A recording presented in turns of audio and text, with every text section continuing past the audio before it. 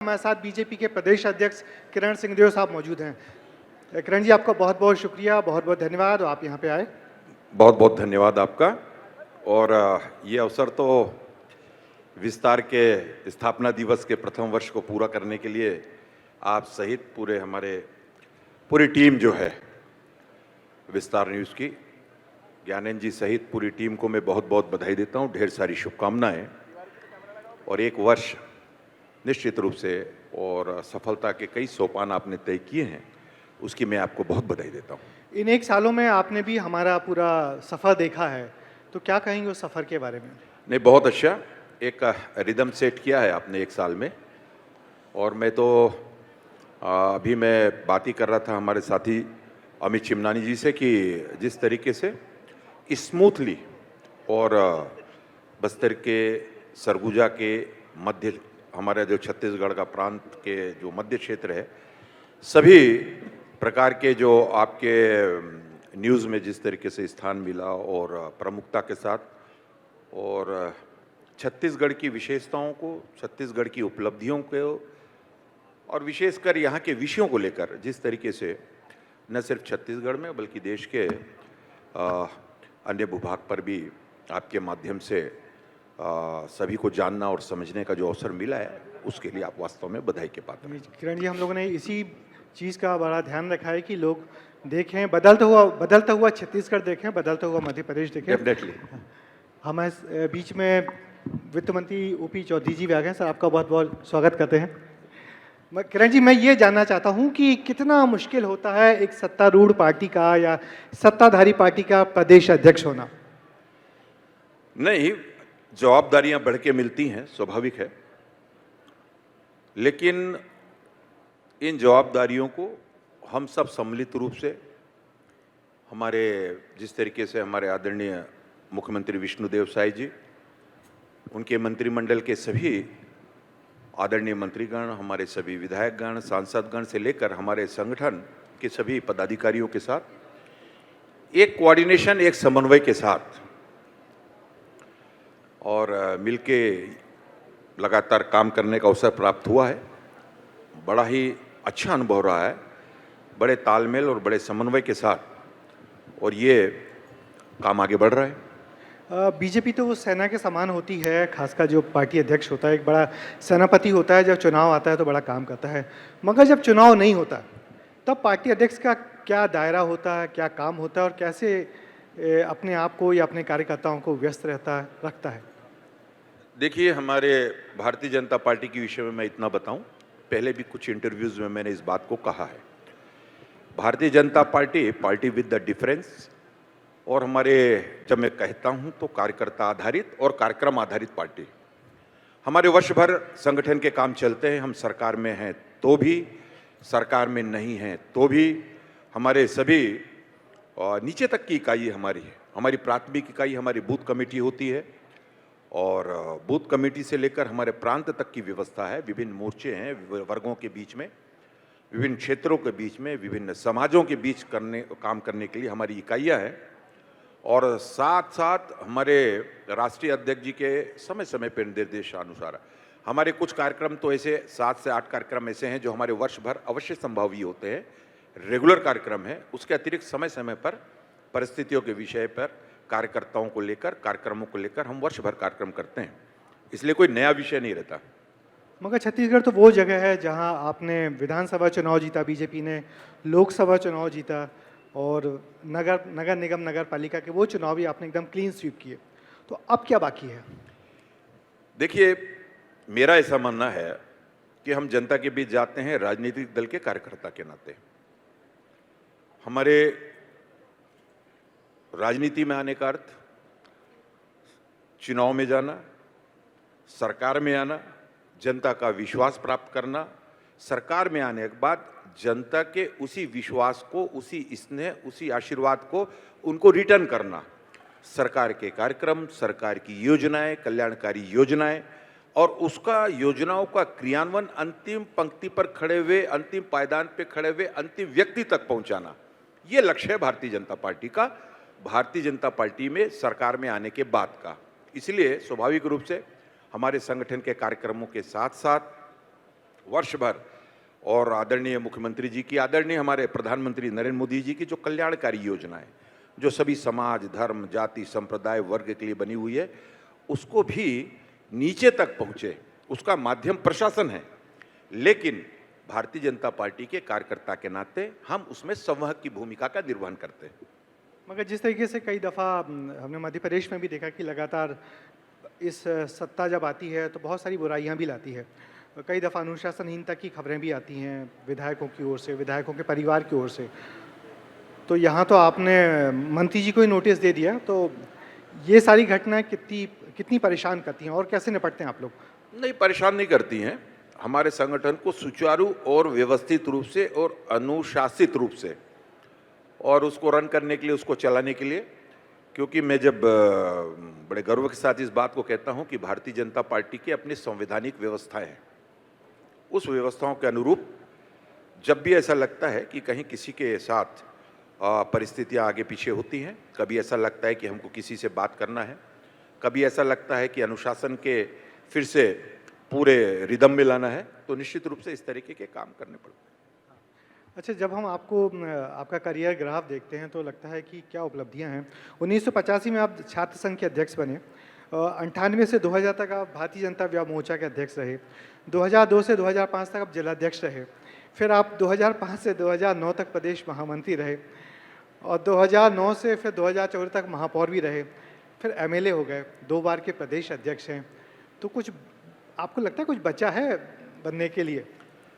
नहीं, ये सारे वे स्थान हैं, कुछ तो स्थान है जो जनता और पार्टी की तरफ से प्राप्त होते हैं, और अपने को अपने कार्यक्रमों में व्यस्त रखना पूरा लक्ष्य है। मूल रूप से मैं एक कार्यकर्ता ही हूँ, क्योंकि मैंने पहले कहा कि भारतीय जनता पार्टी कार्यकर्ता आधारित ऐसा संगठन है, इसलिए कार्यकर्ता का भाव है, चाहे हम कहीं भी चले जाएं। अभी मैं प्रदेश के अध्यक्ष हूं, तो प्रदेश का अध्यक्ष भी पार्टी ने इसलिए यह दायित्व मेरी ओर है कि मैं कार्यकर्ता हूं। अध्यक्ष का पद एक दायित्व है।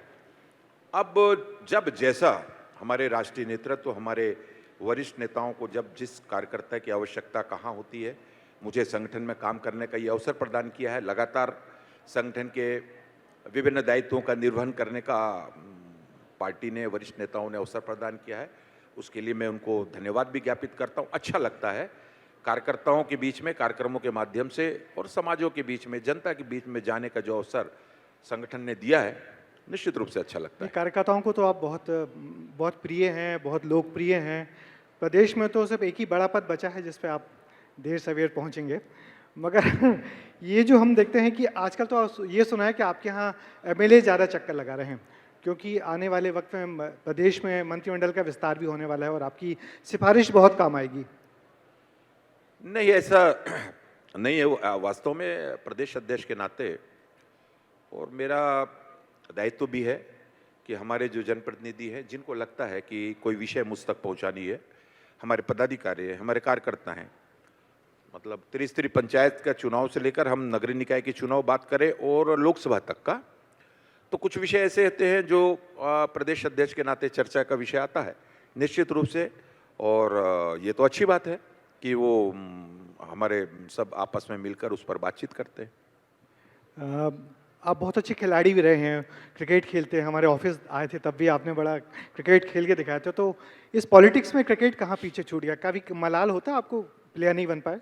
नहीं, ये तो एक आयु का बंधन भी होता है स्वाभाविक रूप से, लेकिन मैं आपको बताऊं कि राजनीति का क्षेत्र बहुत वृहद होता है, और जब आप किसी दायित्व में पहुंचते हैं तो उसके साथ साथ उसके आपके मतलब दिनचर्या में भी काफ़ी और व्यस्तता आ जाती है। ऐसे समय में मुझे लगता है, मैं ये मानता हूँ, इस बात को बहुत आपके आज इस मंच पर मैं कह रहा हूँ कि सिर्फ राजनीति नहीं, उसके साथ एक खिलाड़ी का स्वभाव भी होना चाहिए, खिलाड़ी का व्यवहार भी होना चाहिए, क्योंकि खेल भी अनुशासन का एक बहुत बड़ा माध्यम है। और उसी प्रकार से कला का क्षेत्र है, साहित्य का क्षेत्र है, इन सब चीज़ों पर रहने से एक, जब हम हमेशा राजनीति में तो रहना नहीं है, थोड़ा सा टाइम शेयर होता है, कभी क्रिकेट के टूर्नामेंट्स को देखने का, कभी उस पर चर्चा करने का, उस पर बात करना, मेरे साथ खेले हुए पूरे छत्तीसगढ़ में बड़े स्तर पर पहुंचे हुए खिलाड़ी हैं, तो हम सब मिलते हैं, बातचीत करते हैं, तो थोड़ा सा डाइवर्ट होता है माइंड, अच्छा लगता है वो। अगर आपके सहयोगी बताते हैं कि आपकी दिनचर्या बहुत, अमित बताते हैं कि आपकी दिनचर्या बहुत व्यस्त रहती है, माने बहुत ही मुश्किल से यहाँ वहाँ के लिए वक्त मिल पाता है, तो कितना एंजॉय करते हैं इन सब चीज़ों को और कितना वक्त परिवार को दे पाते हैं? नहीं, ये मेरी जिम्मेदारी का हिस्सा भी है, मेरे कर्तव्यों का बोध भी होता है। और उस बोध में देखिए क्या होता है कि जब आपके पास आप किसी दायित्व में हैं, प्रदेश अध्यक्ष में दायित्व होने के नाते ये मेरी जवाबदारी है कि कोई भी कार्यकर्ता है, कोई भी पदाधिकारी या जो भी, जिस समय भी वो मुझसे मिल सकते हैं, अपनी बात कह सकते हैं।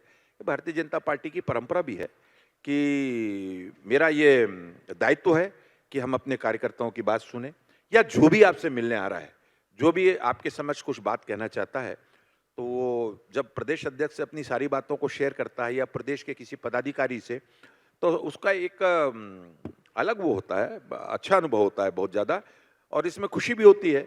इसलिए कभी कभी देर रात हो जाता है, लेकिन सुबह जल्दी उठने की आदत है। तभी आपको केडी भैया जिंदाबाद करते रहते हैं, आपके इलाके के पूरे लोग ना बहुत चाहते हैं, बहुत प्यार करते हैं, आपकी लोकप्रियता बहुत कार्यकर्ताओं का धन्यवाद है, उनका अभिनंदन है। लेकिन हम लोग ने पूरे छत्तीसगढ़ को बदलते तो देखा है पिछले 20-25 सालों में, मगर अब आपका इलाका बदल रहा है, जिस इलाके को आप बिलोंग करते हैं, अब वहाँ एक बड़ा बदलाव आ रहा है। उस बदलाव को कैसे देख रहे हैं आप? इसके लिए मैं अभिनंदन करता हूँ आदरणीय मुख्यमंत्री जी का, आदरणीय प्रधानमंत्री नरेंद्र मोदी जी का। और जिस तरीके से बस्तर का वातावरण पिछले 1.25 वर्ष में, बस्तर अपने शांति की ओर बहुत दिनों से खोज कर रहा था, और जिस तरीके से हमारे गृह मंत्री आदरणीय अमित शाह जी ने और एक लंबा मूवमेंट लगातार चलाया है, हमारे आदरणीय मुख्यमंत्री जी, उप मुख्यमंत्री जी ने बस्तर की विशेषता, बहुत विशेषताएं लिया हुआ है बस्तर। यूं तो पूरा छत्तीसगढ़ ही बहुत विशेषताएं लिया हुआ है, विभिन्न प्रकार की संस्कृति, कल्चर, सभ्यता, भाषा, बोली, खान पान, पहनावा। तो ऐसे कई कार्यक्रम, बस्तर ओलंपिक को हम बात कर लूं, 1,65,000 ऐसे प्रतिभागियों ने भाग लिया। विश्वास बढ़ा है सरकार के प्रति, सरकार की योजनाओं के प्रति, आदरणीय मुख्यमंत्री विष्णुदेव साय जी के प्रति ये जनता का विश्वास बढ़ा है। जनता जब ये देखती है कि उनके द्वारा चुनी गई सरकार उनके हितों की रक्षार्थ और नित नए योजनाएं, नित नए कार्यक्रम बना के और अंदर तक जा रही है, विकास अब बस्तर के सुदूर वनांचल क्षेत्र तक पहुंच रहा है, शांति का वातावरण शने शने बहुत तेजी से स्थापित हो रहा है, तो स्वाभाविक रूप से वहां सड़कें बनना चालू हो गई, वहां सरकार की योजनाएं पहुंचनी चालू हो गई, सीधा लाभ जब उनको पहुंचता है। इसीलिए मैं कहता हूं कि ये समय ऐसा है कि छत्तीसगढ़ के साथ साथ हमारा बस्तर भी करवट बदल रहा है। बहुत बढ़िया। तो निश्चित ही जो हमारा मंच था उसका हमने स्लोगन ही रखा था, विचार से विकास तक। तो छत्तीसगढ़ लगातार विकास के पथ पे आगे बढ़े, आपका जगदलपुर, आपका बस्तर विकास के पथ पे आगे बढ़े। आपको बहुत बहुत शुभकामनाएं। आप इस स्थापना दिवस पे आए, आपने अपना वक्त दिया और हम सब लोग भी बहुत सारी बातें जो बताई, इसके लिए आपका बहुत बहुत शुक्रिया। अभिनंदन आपका, पूरे विस्तार, पूरी टीम का, आपका, ब्रजेश जी, ज्ञानंद जी का, हमारे मैनेजिंग वो आए हैं डायरेक्टर, आप उनका, पूरी टीम का, ईच एंड एवरी पर्सन, मैं भारतीय जनता पार्टी के पूरे कार्यकर्ता परिवार की ओर से आपको आज के इस अवसर पर, जबकि आप अपना प्रथम वर्षगांठ मना रहे हैं, मैं बहुत बहुत बधाई देता हूं और ढेर सारी शुभकामनाएं। बहुत बहुत धन्यवाद। बहुत बहुत शुक्रिया आपका। बहुत बहुत धन्यवाद सर, विस्तार न्यूज़ के खास कार्यक्रम में आने के लिए। मैं अनुरोध करूंगी कि आप प्लीज़ मंच पर ही बने रहें, और साथ ही मैं विस्तार न्यूज़ के एमडी मुकेश श्रीवास्तव जी से अनुरोध करूंगी कि प्लीज़ आप मंच पर आएँ और किरण सिंह देव जी का अभिवादन करें, उन्हें सम्मान देकर। जोरदार तालियां हो जाए, तालियां बजती रहनी चाहिए। देखिए, विस्तार का स्थापना दिवस है, एक साल में विस्तार ने कई आयाम गढ़े हैं, आज उसी का दिवस हम मना रहे हैं और उसी के उपलक्ष्य में कार्यक्रम का आयोजन किया गया है। जोरदार तालियां हो जाए, तालियां बजती रहनी चाहिए। प्रदेश के अध्यक्ष भारतीय जनता पार्टी के किरण सिंह देव इस कार्यक्रम में पहुंचे और साथ ही देखिए अपना वक्त भी दिया और उन्होंने बताया कि किस तरीके से विस्तार नए आयाम गढ़ रहा है।